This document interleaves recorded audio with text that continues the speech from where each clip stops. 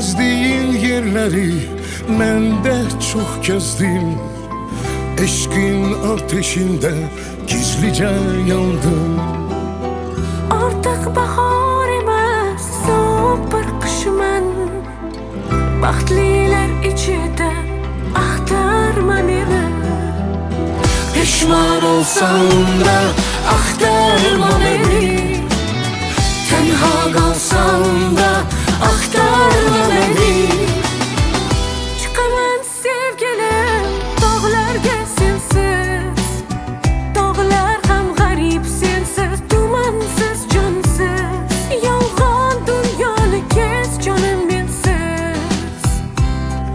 Dolan dünyanı gez, dolan mensiz. Gezgen yollarida men ham ko'p gezdim. Ishqing ateşinde kül bo'lib yondim. Artık bahar değilim, soyuq bir kışam. Hoşbəxtlər içinde axtarma beni.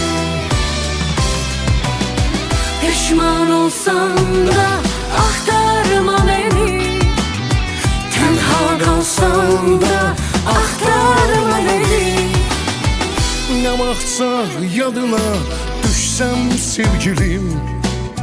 Həsrətlər içinde axtarma beni. Gezsen de dünyanı tapabilsem. Gurbetler içinde axtar beni.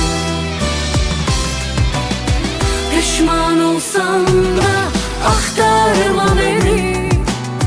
Tenha kalsam da Axtarma beni.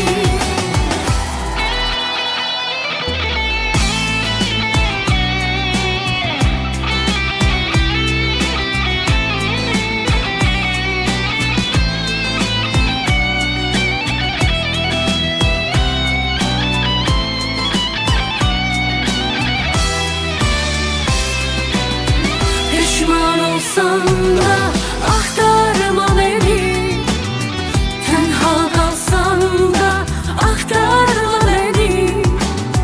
Pişman olsam da axtarma beni.